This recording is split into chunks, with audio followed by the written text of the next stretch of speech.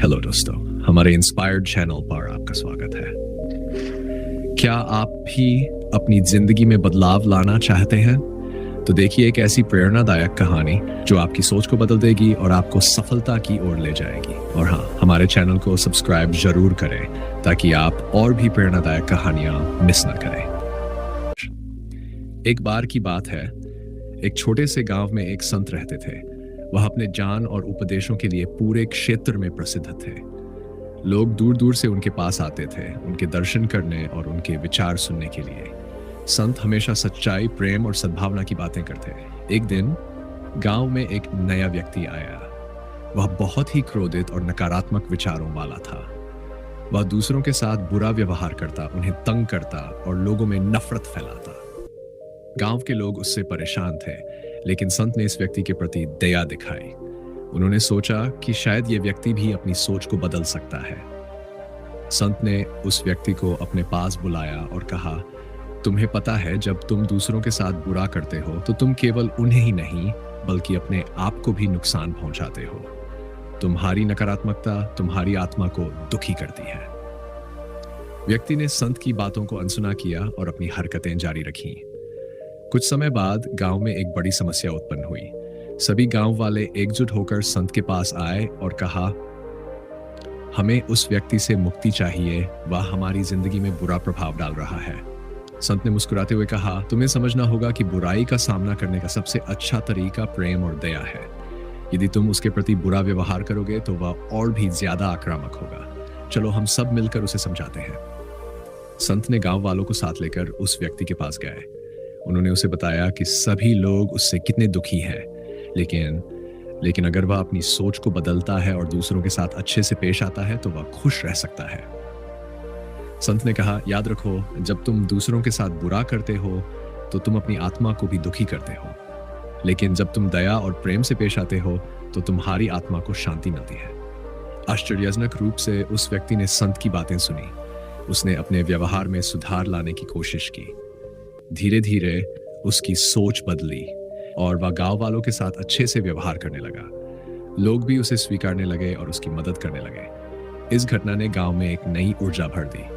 संत ने सभी को समझाया कि किसी के साथ बुरा मत करो, क्योंकि बुराई का अंत हमेशा बुराई होता है।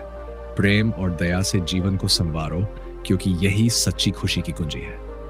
कभी भी किसी के साथ बुरा मत करो, क्योंकि जो हम दूसरों के साथ करते हैं वही हमारे साथ लौटता है। इसलिए प्रेम, दया और सहिष्णुता को अपने जीवन का हिस्सा बनाओ। संत ने लोगों को कई महत्वपूर्ण सीख दी, जो न केवल उनके व्यक्तिगत जीवन को सुधारने में मददगार थीं, बल्कि समाज में सकारात्मक परिवर्तन लाने के लिए भी आवश्यक थीं। संत ने बताया कि हमेशा सच्चाई के रास्ते पर चलना चाहिए। सच्चाई से आत्मा को शांति मिलती है और मन में विश्वास जगता है। उन्होंने ये भी सिखाया कि हमें दूसरों की गलतियों को माफ करना चाहिए।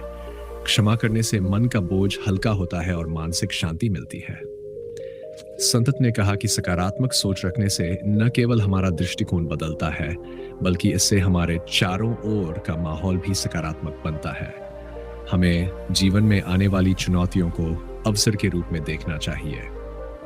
उन्होंने सेवा का महत्व बताया। दूसरों की मदद करने से न केवल हमें संतोष मिलता है, बल्कि इससे समाज में भी एकता और सहयोग का भाव पैदा होता है। संत ने कहा कि जीवन में कठिनाइयां आएंगी, लेकिन हमें धैर्य और सहनशीलता से उनका सामना करना चाहिए। धैर्य रखने से हम कठिनाइयों को आसानी से पार कर सकते हैं। संत ने बताया कि हमें अपनी असल पहचान को समझना चाहिए।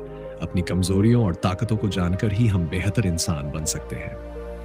उन्होंने कहा कि प्रेम ही सबसे बड़ी शक्ति है जो हर बाधा को पार कर सकती है। इन शिक्षाओं ने गांव वालों को न केवल अपने जीवन में सुधार करने के लिए प्रेरित किया, बल्कि उन्हें एक बेहतर समाज बनाने के लिए भी प्रेरित किया।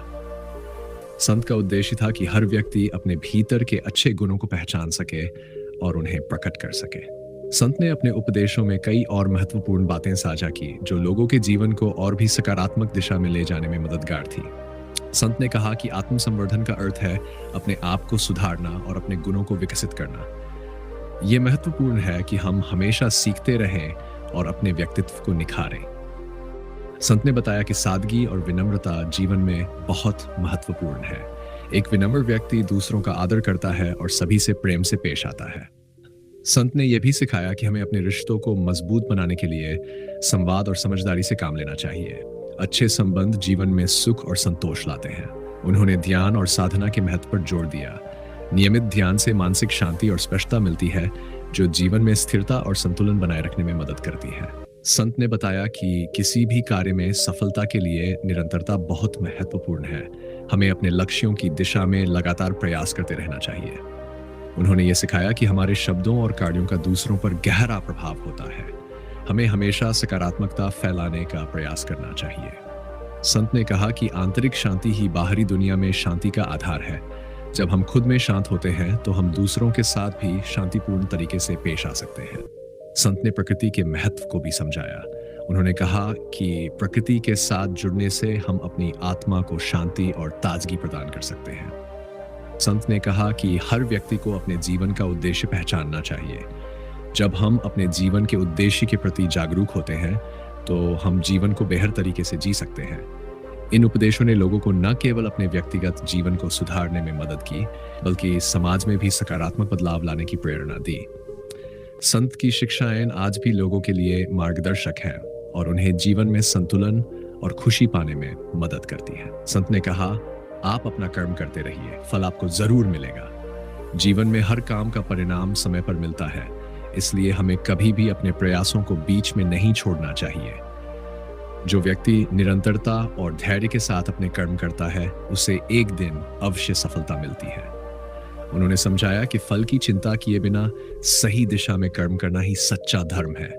कभी कभी परिणाम में देर हो सकती है, लेकिन यदि हमारा प्रयास सही है और हम सच्चाई के मार्ग पर हैं, तो सफलता निश्चित है। संत ने यह भी कहा, जिस तरह एक किसान बीज बोता है फिर धैर्यपूर्वक उसकी देखभाल करता है, वैसे ही हमें भी अपने जीवन के कर्मों को बिना किसी उतावलेपन के धैर्य और समर्पण से करना चाहिए। समय पर फल अपने आप मिलेगा। इस प्रकार संत ने कर्म की महिमा और धैर्य की महत्ता पर जोर देते हुए लोगों को सिखाया कि सही समय पर परिश्रम का फल अवश्य मिलता है। तो दोस्तों, अगर आपको इस कहानी से कुछ सीख मिली है तो कृपया हमारे चैनल को लाइक, शेयर, कमेंट और सब्सक्राइब करना न भूलें। आपका समर्थन हमें और भी प्रेरणादायक कहानियां लाने के लिए प्रेरित करता है। धन्यवाद।